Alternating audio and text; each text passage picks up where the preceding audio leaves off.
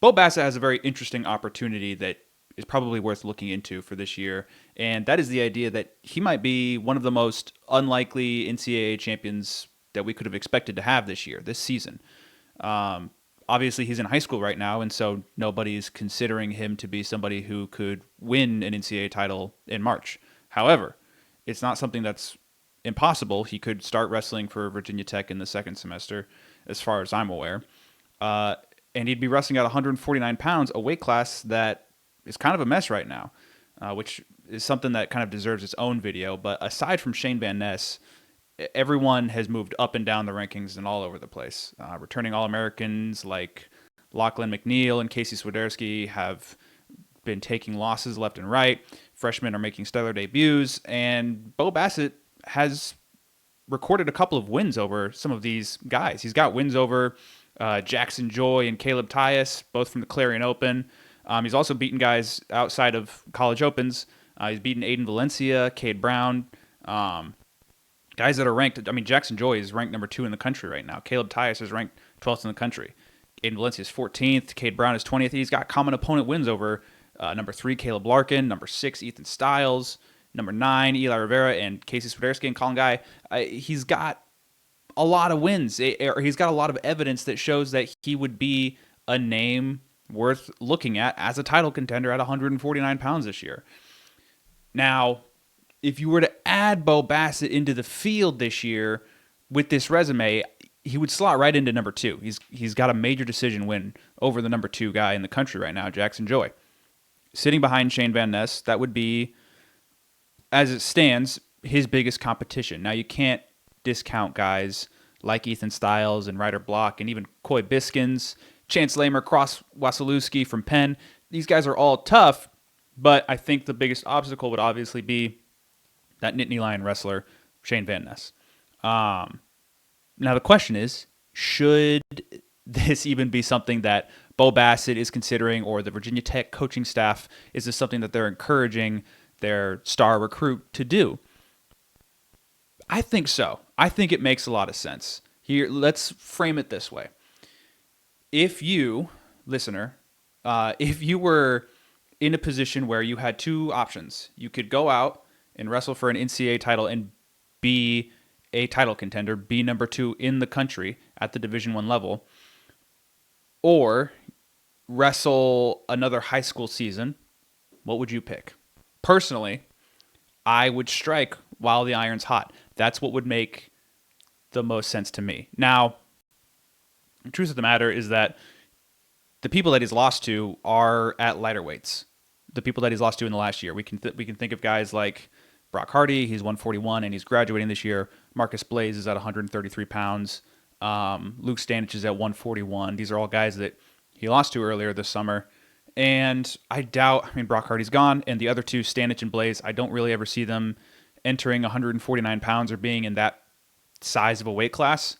So I don't know if necessarily this weight's going to increase in difficulty unless you see somebody who's already there or somebody that I'm not even thinking of entering the fray and stepping up to the competition. Now, another factor worth mentioning, Bo Basset is of age to be in college. It's not like he's a 17-year-old who would get thrown into the fray. He's 19. He turns 20 next year. It would make sense.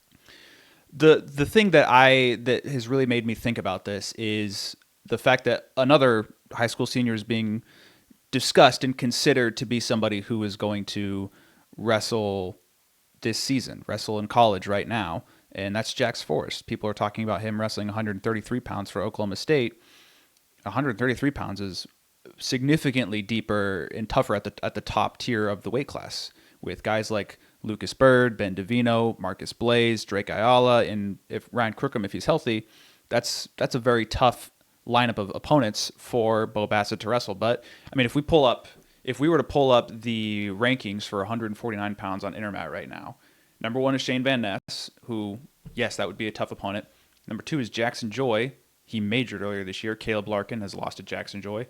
Cross Wasilewski and Chance Lamer we've seen unattached. But, I mean, Ethan Stiles, Coy Biskins, Ryder Block, I don't feel like any of these guys are head and shoulders above Bo Basset. I don't feel like there are people that Bo Basset wouldn't be able to consistently beat. I mean, we saw him major Jackson Joy. So to me, it kind of makes a lot of sense because I mean, you just don't know what's going to happen if Bo Basset is healthy and he's ready and he's capable of competing this year. It doesn't make any sense for him to do anything else. Go out there and win an NCAA title while you're capable of doing it. I mean, just ask Ryan Crookham. He's had health issues. If the same thing were to happen to Bo Basset, people would go back and discuss like, man, what could have been? And that's why I think we are seeing this trend of a lot of wrestlers who are saying, I'm ready now. I want to wrestle. And you're not seeing as many red shirts. You're not seeing as many people sitting a year out and just saying, well, I'll spend this time getting ready. They're ready now. Bo Basset is ready now to be able to wrestle and win an NCAA title. So to me, maybe this gets people worked up and they get their pitchforks and torches out about this idea. I mean, but the one of the funniest things, or one of the most consistently, it's kind of become a meme at this point, things that has popped up as the results at 149 unfold. Everybody always asks, just how good is Bo Basset whenever you see guys like Jackson Joy, Tech Fall Caleb Larkin, or whenever you see guys like Caleb Tyus beat a returning All-American Casey Swiderski. So you ask the question, just how good is Bo Basset? I would love to find out. I would love to see Bo Basset against this field. I think that would be an awesome storyline to follow for the sport, for the fans. Now, obviously, Bo Basset doesn't owe us that type of stuff. He's going to do what's best for him, and I'm sure he is, discussing that, even if they're considering it as an option between his parents and his future coaches from Virginia Tech. But I mean, if I'm the Virginia Tech coaches and I'm thinking, man, they're sitting on two NCAA champion caliber guys at 149 pounds. They have Caleb Henson, who's redshirting right now, and they have Bo Basset, who's an incoming freshman. And even with that, at number 19 at the weight, they have a freshman, Colin Guy, who's 19th in the country. So, Virginia Tech's got a lot of depth at this weight. If they want to be able to utilize it, use them while you got them, right? Have Bo Basset go out there and win an NCAA title for you, or make the NCAA finals. Maybe he loses to Shane Van Ness, or Jackson Joy flips the script, something like that. But I think it is something that should be considered from the Bassett camp, from the Bassett family. I feel like it would make a lot of sense. I feel like that would be something that would be awesome. Imagine that. Imagine that you see Bo Basset. He's going to wrestle at Ironman this weekend. He just wrestled at a home duel for McCord, or maybe not a home duel, but either way, imagine you see that, and then 3 months from now, he's wrestling in Cleveland at the NCAA finals, winning an NCAA title for Virginia Tech.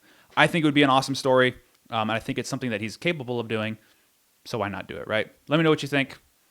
That's all I got.